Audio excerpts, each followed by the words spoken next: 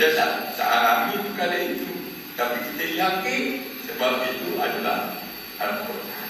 Ini yang dikatakan meyakini kebenaran kandungan Al-Quran.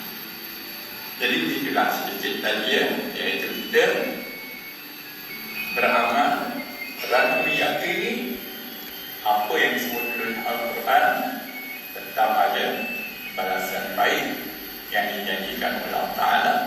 Malah balasan yang baik itu dilipat gandakan dengan amalan-amalan yang kita buat ini sehingga sampai 700 dan lebih daripada itu yang Allah Ta'ala sebut dalam Al-Quran. Masalul ladina yunfiquna amwalahum kamathali habbatin ambatat sab'a sanabila fi kulli sunbulatin mi'atu habbah wallahu yudha'ifu liman yasha' wallahu wasi'un 'alim. Ini yang biasa kita dengar puasa itu belanjakan harta di dalam Allah seperti menanam sebiji benih, menemukan 7 tangkai, di atas satu tangkai 100 dan 700 minimal. Wallahu yudha'ifu liman yasha'. Allah akan melipatkan dengan siapa yang dikehendaki oleh Allah. Itu bagi Allah. Tapi bagi kita ada syaratnya. Syaratnya bagi dia mesti ikhlas. Tak ikhlas, Allah tolak, habis. Jadi inilah yang dikatakan meyakini kebenaran kandungan Al-Quran. InsyaAllah mudah-mudahan kita terus berusaha berusaha mengamalkan ilmu kita. Mudah-mudahan amalan kita pun makin bertambah baik dan sebagainya. Sebab kita ingin cuba mencapai ayat pertama surah Al-Mu'minun. Qad aflahal mu'minun alladzina hum fi salatihim khashi'un. Nah, khusyuk hati ini bukanlah perkara yang mudah, dan kita akan mencapainya insya-Allah kalau kita berusaha menambahkan ilmu kita memahami apa yang kita baca, sehingga apa yang kita baca ataupun yang kita dengar terasa dalam hati kita. Ambil contoh tadi surah Al-A'la yang akan bacakan oleh imam. Kita kena rasakan apa yang Allah Ta'ala sebutkan di dalam Al-Quran. Qad aflaha man tazakka wa dzakara isma rabbih fasalla bal tuksiruna hayatad dunya. Ini yang kita takut. Walaupun kita dah lakukan salat, walaupun kita sudah cuba bersihkan hati kita ataupun mengeluarkan zakat, tapi Allah Ta'ala kata akan tetapi kamu lebih utamakan kehidupan dunia. Ini yang kita takut. Minta kepada Allah Ta'ala supaya Allahumma la taj'alid dunya akbara hammina wa la mablagha ilmina. Ya Allah, jangan kau jadikan dunia itu cita-cita dan keinginan kami yang paling utama. Dunia maksudnya di sini adalah kehidupan keperluan hidup. Mudah-mudahan yang Allah kurniakan kepada kita ialah yang menjadi keperluan kita. Nak makan, nak minum, keperluan kan. Kita tetap akan dijaga oleh Allah dengan kita mengenal Allah. Jadi kita kenal Allah, Allah tetap cukupkan. Yang masalah hasil rasa tak cukup. Padahal dalam dia dah cukup. Tapi dia rasa lagi tak cukup. Bila rasa tak cukup, apa dia buat? Macam-macam. Rasuah, salah dengan kuasa dan sebagainya, dan penyelewengan semua berlaku sebab Allah tak jadikan dalam hatinya cukup. Kenapa dia tak minta kepada Allah? Minta kepada Allah. Kita inginkan kehidupan mengikut kebutuhan. Ini malam pagi ini yang kita akan lihat tentang apa supaya kita ini berada dalam keadaan wasatah. Wa kadzalika ja'alnakum ummatan wasatan litakunu syuhada'a 'alan nasi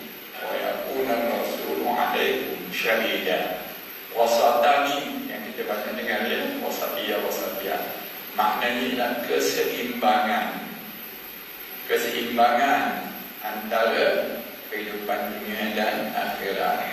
Keperluan jasmani dan rohani mesti seimbang. Surah Al-Furqan Allah Ta'ala sebutkan tentang apa?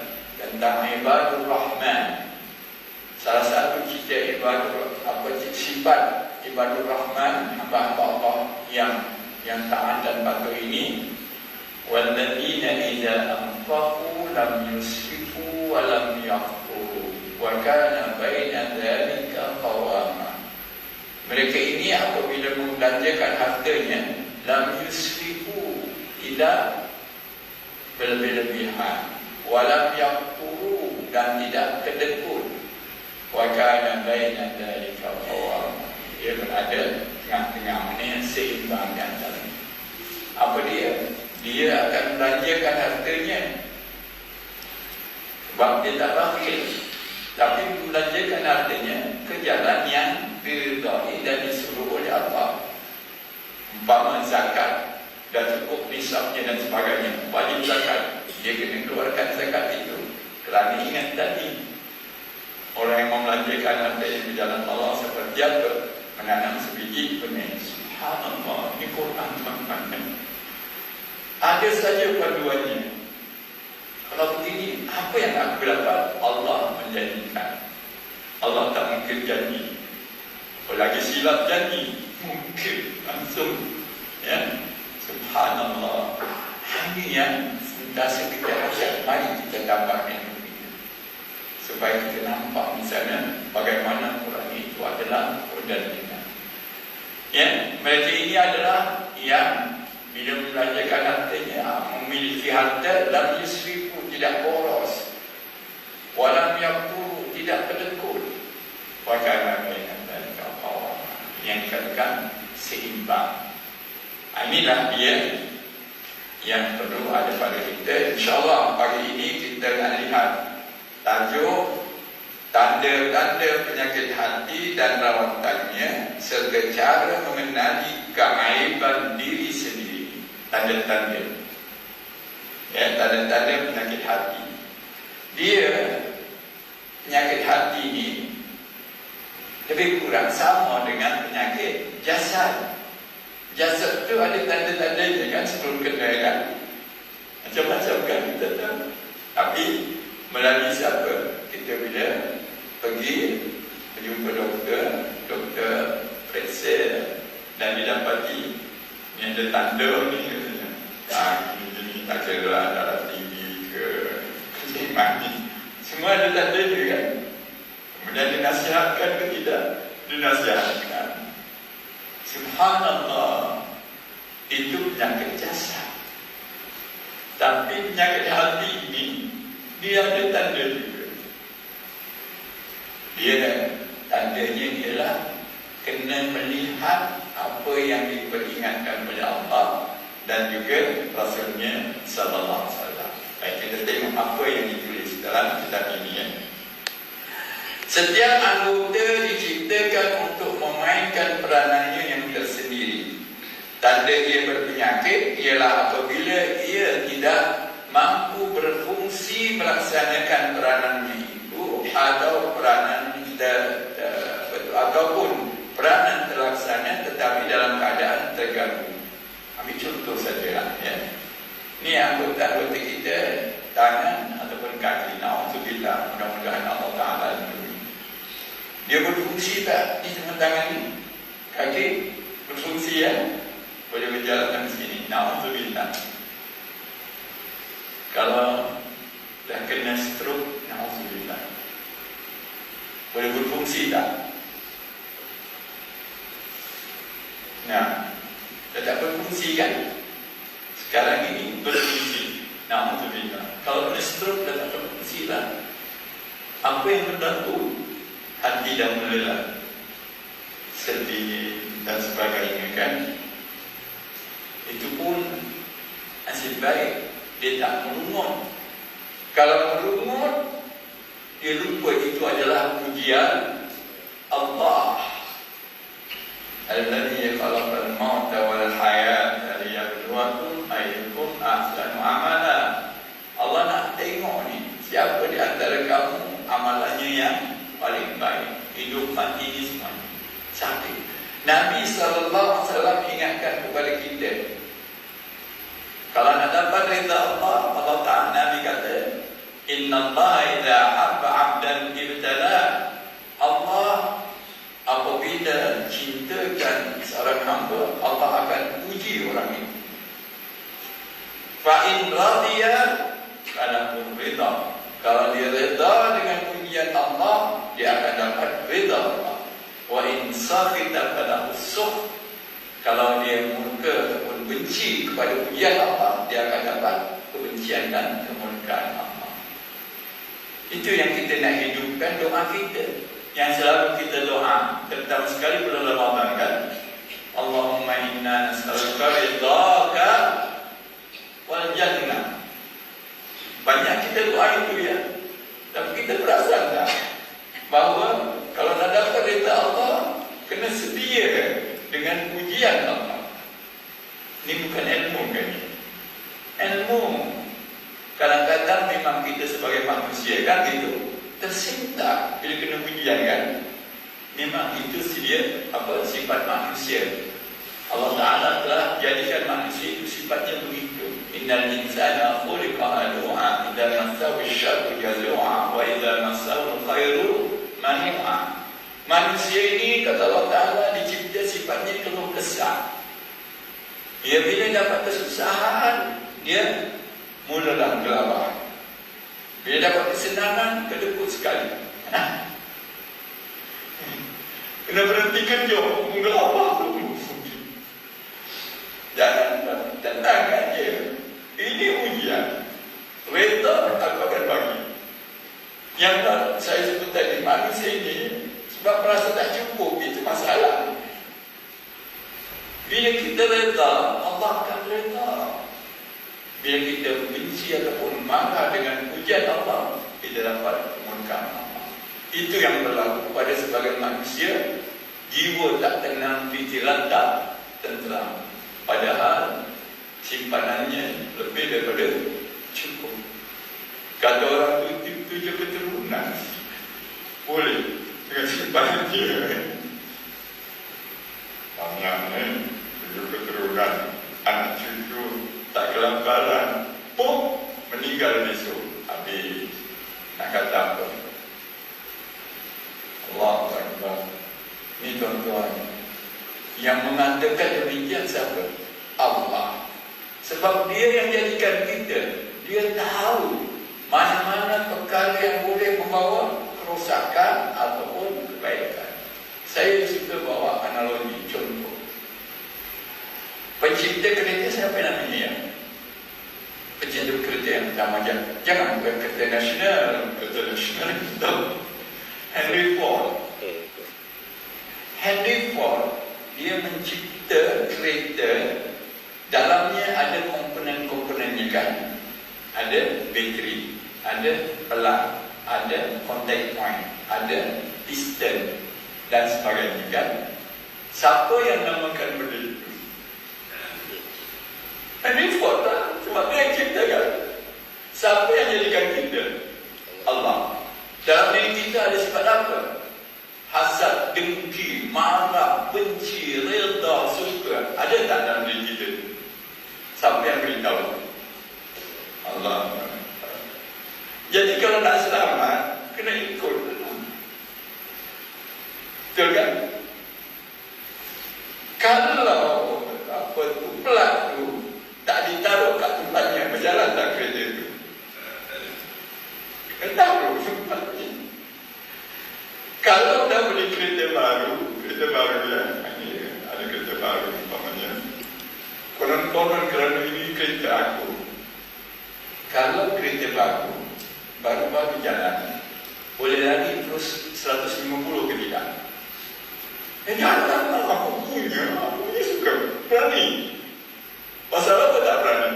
Pasal peraturannya selepas sekian ribu kilometer baru boleh 150. Kenapa ikut? Padahal itu kereta aja. Kalau rosak, pergi workshop. Masih lagi ada itu kan. Ni kalau rosak ni, na'udzubillah, berjumpa dengan Allah dalam keadaan dimurkai oleh Allah Ta'ala. Alhamdulillah. Sebab itu kita perlu memahami kenapa kita minta Allahumma inna nas'aluka ridhaka wal jannah. Sebab kita akan kembali kepada Allah. Surah Bayyinah banyak kita hafal kan? Innal ladzina amanu wa 'amilus solihati ulaika hum khairul bariyah jazaohum 'inda rabbihim jannatu 'adnin tajri min tahtiha al-anharu khalidina fiha abada. Apa di ujungnya? Radhiyallahu anhum wa radu anhu. Allah redha kepada mereka. Nak dapat redha Allah, kena redha dulu dengan pujian Allah. Baru dapat redha Allah. Kena uji merungut, tak dapat redha. Yakin kita. Kalau kita yakin dengan kata-kata Rasulullah sallallahu alaihi wasallam. Jadi macam itu tadi, setiap anggota berfungsi dengan baik. Tetapi bila ada berlaku sesuatu, tak dapat melaksanakannya dengan baik. Tangan yang sakit tidak boleh memukul dan mata yang sakit tidak boleh melihat. Begitulah yang lain-lainnya, ya. Begitulah juga dengan hati yang sakit. Ia tidak akan mampu melaksanakan tugas dan peranannya, sedangkan ia dicipta semata-mata untuk melaksanakan peranan tersebut. Apa peranan manusia ini yang Allah Ta'ala sebut dalam Al-Quran? Banyak yang hafal. Surah Az-Zariyat 56 kan? Wa ma khalaqtul jinna wal insa illa liya'budun. Allah mengatakan wa ma khalaqtul jinna wal insa illa liya'budun. Maknanya apa? Allah jadikan jin dan manusia semata-mata beribadah kepada Allah Subhanahu wa Ta'ala. Artinya tidak boleh mengabdikan diri kita kepada lain daripada Allah Subhanahu wa Ta'ala. Sebab ada manusia yang mengabdikan dirinya kepada syaitan. Ada yang mengabdikan dirinya kepada nafsu. Ikut nafsu kan?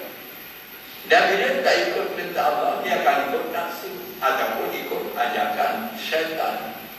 Ini yang akan berlaku kepada manusia bila tak kenal Allah Subhanahu wa Ta'ala.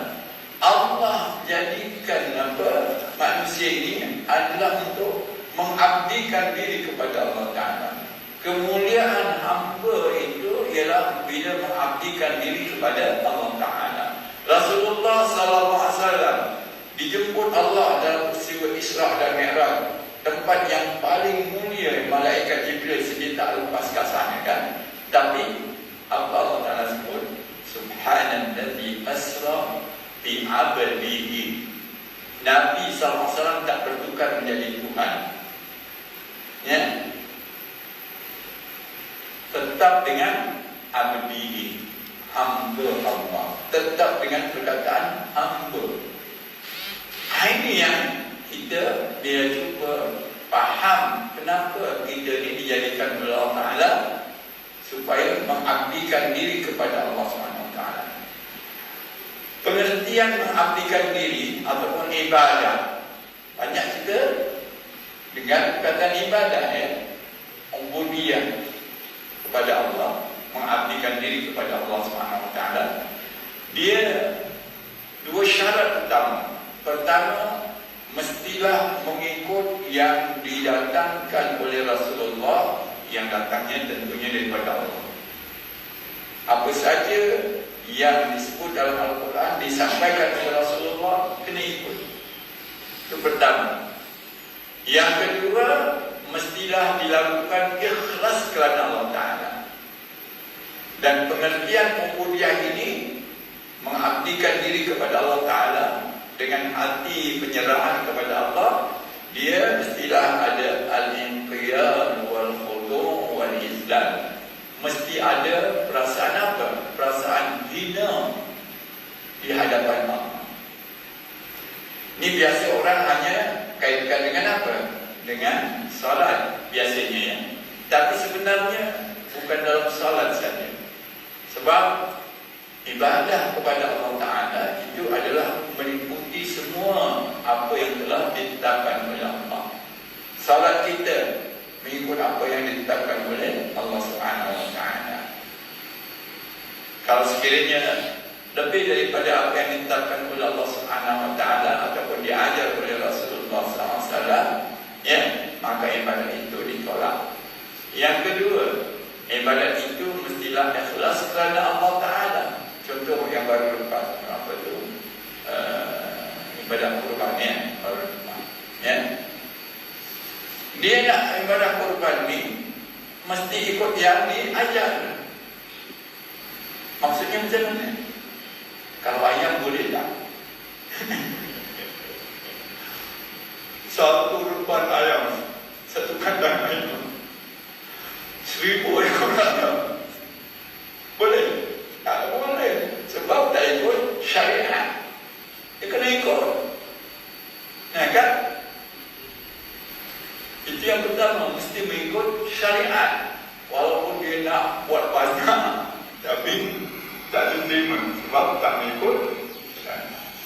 Yang kedua, mesti kerana Allah. Kalau buat macam mana banyak sekalipun, kalau bukan kerana Allah, Allah Ta'ala tolak. La yanala minkum wa la dima'uha walakin yanaluhu taqwa minkum.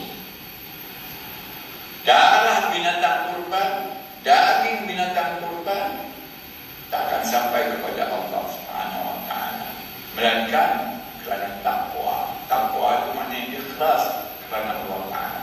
Baru Allah Taala terima. Ruginya kan?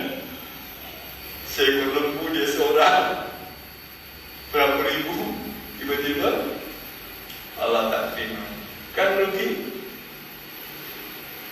Tapi bagi orang beriman, dia tahu dia akan jaga benda ini supaya amanahnya diterima oleh Allah Subhanahu Wa Taala.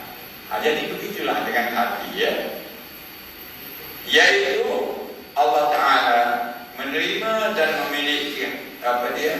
Ia tidak akan mampu melaksanakan tugas dan peranannya sebagai hamba, sedangkan ia dicipta semata-mata untuk melaksanakan peranan tersebut, yaitu menerima dan memiliki ilmu pengetahuan, hikmah, ma'rifatullah, cinta kepada Allah Ta'ala dan beribadat kepadanya, serta mengutamakan itu semua lebih daripada segala tuntutan hawa nafsu. Ini dia yang saya sebut tadi, dicipta oleh Allah Ta'ala untuk beribadat.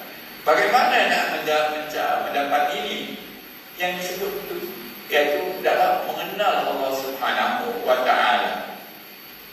Kalau tak kenal kepada Allah Taala, macam mana dia nak? Ini contoh sajalah, ya. Orang dari luar tak kenal yang Tuan Abu, agak-agak macam mana dia? Dia nak angguk-angguk tak?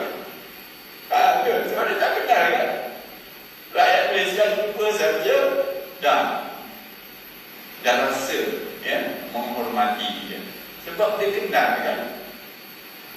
Sebab itu kalau kita lihat ulama dalam tauhid, umpamanya mengatakan awwaluddin ma'rifatullah. Pertama urusan agama ialah mengenal Allah. Itu sebenarnya diambil daripada Al-Quran. Yang Allah Ta'ala sebut di dalam Al-Quran, wa ma arsalna min qablika min rasulin illa nuhi ilaihi annahu la ilaha illa ana, yaitu kena mengenal Allah dulu, yaitu mengaku bahawa tiada Tuhan yang sebenarnya berhak dan wajib disembah melainkan Allah. Itu ma'rifatullah namanya. Baru fa'budun, maka hendaklah kamu sembah akan aku, kata Allah Ta'ala. Dan kena sembah Allah. Nah, macam biasalah kan, kalau kita dengan dia dalam satu bangunan tu mesti ada dia punya bos, pejabat lah contohnya. Pejabat tu mesti ada bos ni kan. Yang seorang ni nampak dari jauh, bos, mula dah siap dah. Aku menghormat kan. Dan yang bos sihat ke, dan siap dah kan, gitu kan. Ni yang seorang ni tak tahu je, dia bos malu tahu. Sebab dia tak kenal kan. Ini akibatnya bila tak kenal. Sebab itu kita kena kenal Allah Ta'ala. Dan dalam Al-Quran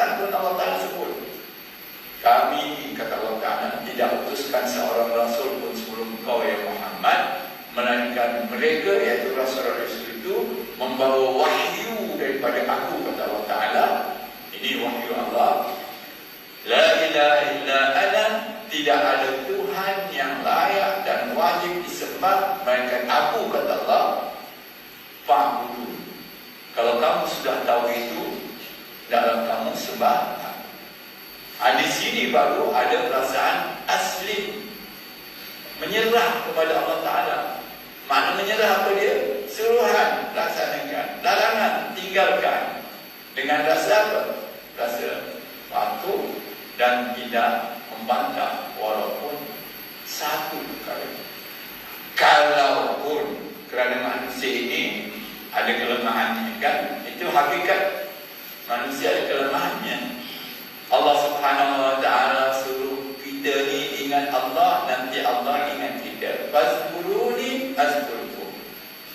Ingat aku akan ingat kamu. Ingat Allah maknanya ialah ingat apa yang telah diperintahkan oleh Allah. Kebanyakan orang hanya mengatakan ingat Allah salat saja. Tak. Semua yang Allah telah tetapkan, suruhan ataupun larangan. Ingat aku, mana-mana yang aku suruh laksanakan, mana-mana yang aku larang tinggalkan. Jangan tanya apa sebabnya, tapi kena yakin bahawa bila yang disuruh itu diikuti, ada kebaikannya. Bila yang dilarang itu ditinggalkan, ada kebaikannya. Dan tentu ada kebaikannya. Kena yakin betul. Ya. Kalau nak tanya-tanya, payahlah. Kenapa arak mesti haram? Kenapa babi mesti haram? Payah tak nanti? Kata orang tak payah, tak susah pun. Sebab ada orang makan sedap katanya. Nah, ini yang masalahnya. Ya. Kalau tanya macam itu, nanti tanya, kenapa saya ni lelaki tak perempuan? Jawablah. Padahal mak saya dah 5 perempuan, tak lelaki, jadi perempuan pula lagi, tak jadi lelaki. Sebabnya kerja. Itu dia. Jangan tanya urusan Allah, jangan tanya kerja Allah. Yakin, patuhi. Kerana itu kita disuruh tanya apa kerja kamu. Kerja kamu mengabdikan diri kepada Allah. Nah, ini yang kita kena cuba usahakan, ya. Iaitu dengan mengenal Allah, kita ini dijadikan oleh Allah Ta'ala memang ada keinginan nafsu kita. Ada keinginan. Semua ada keinginan ni. Dalam Al-Quran ada ayat yang Allah Ta'ala menyebutkan 6 keinginan manusia. Zuhina linnasi hubbu syahwati minan nisa. Dalam hati manusia ini Allah Ta'ala perhiaskan keinginan kepada perempuan. Wal banin, anak-anak. Wal qanatiril muqantarati minadh dhahabi wal fiddah. Timbunan emas dan perak, yakni harta. Wal khailil musawwamah, kuda tangkas pilihan, iaitu kenderaan. Wal an'am, binatang ternak. Wal harth, tanam-tanaman dan ladang. Ini semua ada pada manusia, ada keinginan itu. Ya. Saya pun tak jumpa lagi lah. Ada orang ada 6 tu tak tahulah. Mungkin ada kan ya. 6 ada. Ini ada, anak ada, harta ada, kenderaan bagus pun ada, ladang ada, kemudian binatang ternak ada. Mungkin ada kan. Tapi paling tidak Allah mulakan dengan apa? Pasangan. Semua ingatkan pasangan tak? Semua. Jangan kata tak ustaz, saya ni zuhud. Jangan. Allah kata ada keinginan. Mungkin dia tak ada anak, tapi dia dah ada isteri. Nah begitu. Nah, mungkin dia tak ada harta, tapi dia ada isteri. Mungkin dia tak ada kenderaan yang bagus-bagus, tapi ada kenderaan-kenderaan yang cukup untuk dia. Ini yang dikatakan, kalau manusia ini tak mengabdikan diri kepada Allah, dia akan mengabdikan diri kepada nafsunya. Hartanya disayangi, tidak dibelanjakan di jalan Allah. Ya, kedudukannya tidak dilaksanakan sebagaimana yang diperintahkan oleh Allah Ta'ala. Khutbah Jumaat yang baru lepas, Jais punya. Ya, kalau sini baca Jais punya, apa disebut? Jaga amanah, kan itu? Ya, innallaha ya'murukum an tu'addul amanati ila ahliha wa idza hakamtum bainan nasi an tahkumu bil 'adl. Wahai manusia, Allah Ta'ala innallaha ya'murukum, ya, wa sesungguhnya Allah Ta'ala memerintah kamu an tu'addul amanati ila ahliha, menyempurnakan amanat kepada ahlinya yang mempunyainya. Kepada Allah, beribadat kepada Allah. Manusia kena laksanakan amanat itu. Ini yang kita kena jaga. Sebab bila ini dijaga, maka kita nampak kehidupan akan dalam keadaan baik, harmoni dan sebagainya. Ya, jadi itu kalau kita lihat bagaimana bila seorang itu tidak kenal kepada Allah Subhanahu Wa Taala, tidak cintakan Allah Subhanahu Wa Taala, maka dia tidak akan mematuhi Allah Subhanahu Wa Taala dan akan mengikut nafsunya, walaupun perkara yang dilakukan itu bertanggap dengan apa yang telah ditetapkan oleh Allah Subhanahu Wa Taala. Inilah yang dikatakan penyakit hati yang perlu kita usaha untuk mengobatinya. Ya, nak mengobatinya bukan semua orang sama. Ya, ada orang yang boleh mengobatinya agak cepat, dia boleh ikut. Ada orang yang perlahan, masing-masing begitu. Ini adalah sunnatullah, peraturan Allah. Sama juga dengan ilmu. Ada orang bila dengar saya cepat, dia boleh faham dan dia boleh patuh. Ada orang yang perlahan, lambat sedikit, kan begitu. Dan begitu. Sebab itu sunnatullah, itu peraturan Allah kan. Allah nak jadikan semua ni, semuanya boleh tak? Boleh. Boleh ya? Semuanya dapat 90% dia punya kepahaman. Boleh Allah rasa. Kenapa Allah tak jadikan macam itu? Rasanya dah dapat jawapannya ya? Dah dapat? Kalau tak dapat, berada kami juga. Dan supaya kita melaksanakan hablum minan nas, hubungan sesama manusia. Yang kurang tanya kepada yang fas'alu ahla dzikri in kuntum la ta'lamun. Kalau kamu tak tahu, tanya yang tahu. Yang tahu ni jangan sombong pula. Badan mukamu tak rajin belajar. Jangan begitu. Sayang.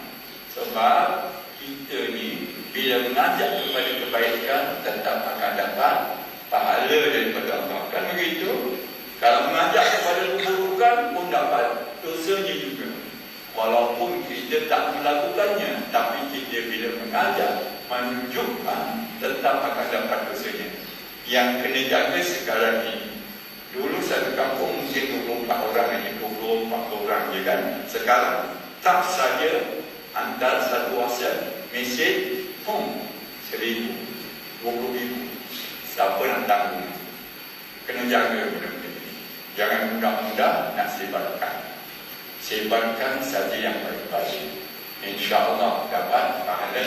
Kata Nabi SAW, Ajdadu al khairi kafa'ahu, yang menunjuk kepada kebaikan, dapat pahala seperti orang yang melakukannya. Jadi itulah ya, kalau kita lihat bagaimana tandanya hati itu sakit, ialah dengan melihat apa yang diperingatkan oleh Allah dan Rasulnya. InsyaAllah perkara ini akan kita lihat lebih detail lagi pada kuliah akan datang.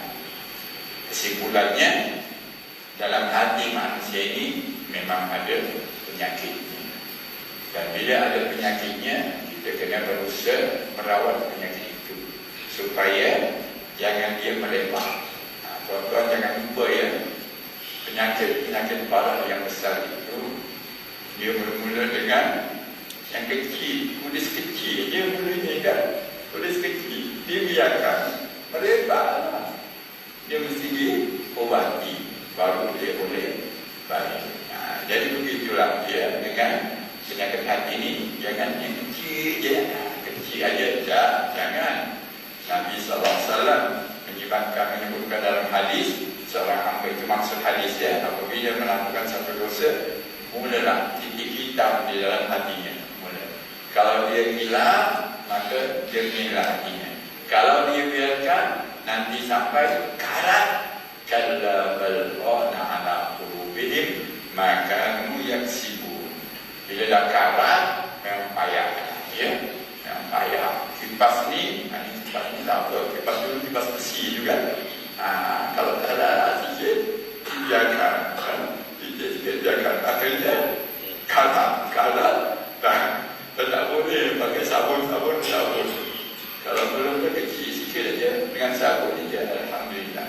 Jadi begitulah kita, insyaAllah kita sama-sama berusaha memperbaiki hati kita ini dengan petunjuk daripada Allah yang disampaikan oleh Rasulullah Sallallahu Alaihi Wasallam. InsyaAllah rasanya boleh ya? Bolehlah. Tak ada apa-apa, bolehlah kalau minta penjelasan sedikit apa umpamanya, ya. Jangan soal. Kalau soal saya tak jawab. Soal dia mana? Apa dia? Ustaz, minta maaf Ustaz. Assalamualaikum Ustaz. Saya nak tanya sikit lah. Ya. Harap Ustaz jawab lah. Kata saya tak nak jawab. Disebabkan kejahilan dan ketandusan ilmu, hal agama ni kurang fahamnya. Sekiranya ujian daripada Allah tadi, Ustaz kata kena reda. Sekiranya masa kejadian tu dia tak reda, dia sumpah seganah lah, tak puas hati. Tetapi saban tahun masa berlalu, dia dah insaf, dia reda lah apa ujian Allah tu. Adakah itu dikira reda? Reda itu ketika berlaku, yang berlaku ini namanya sabar. Tuh, manusia kan, terkejut lah kan. Istighfar cepat, lepas itu bersabar. Jadi dia negeri saya selalu begini. Allah, bila kita jaga hubungan kita dengan Allah, yang saya katakan tadi kan, bila kena, mula-mula terkejut lah kan, tak sangka ya. Padahal kita dah kerja bagus ni, tiba-tiba dapat surat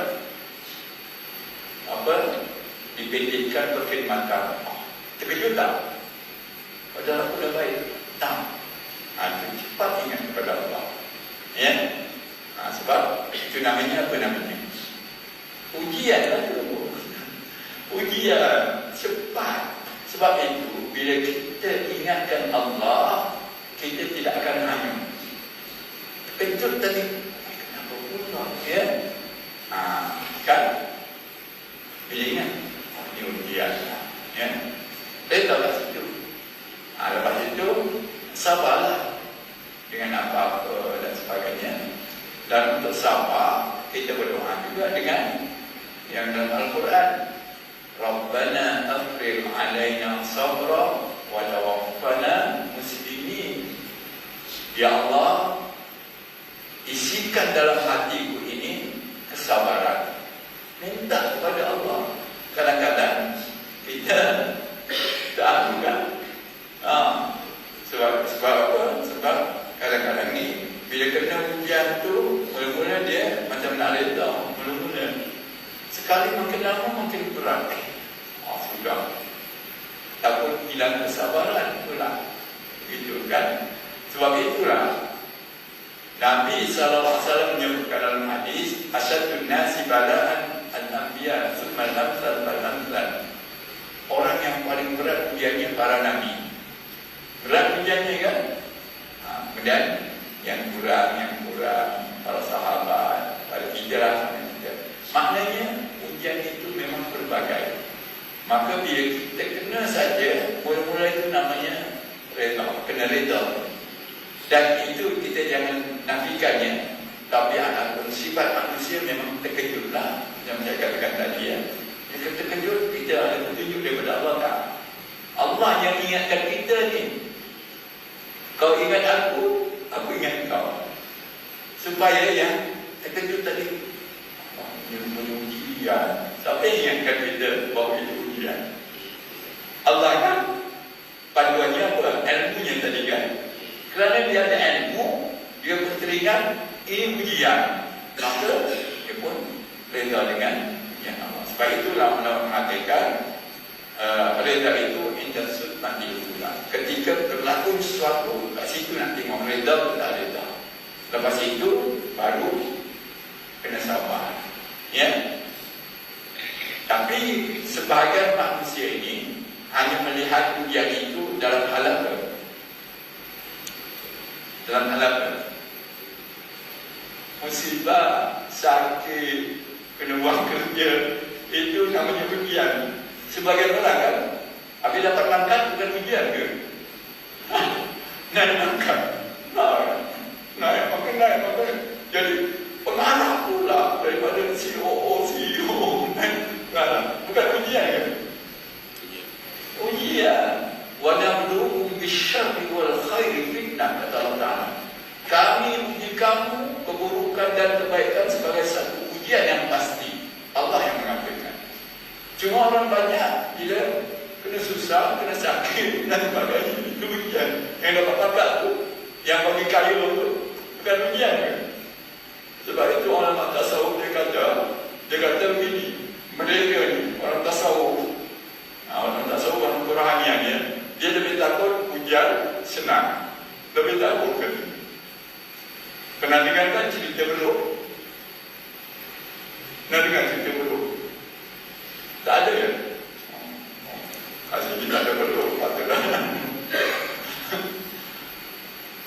Beluk ini bila naik pokok, panjat pokok, angin kuat. Apa dia kuat? Pegang kuat lah kan? Pasal takut jatuh. Sekali kena angin, sepuluh bahasa. Ngantuk, senang mendak.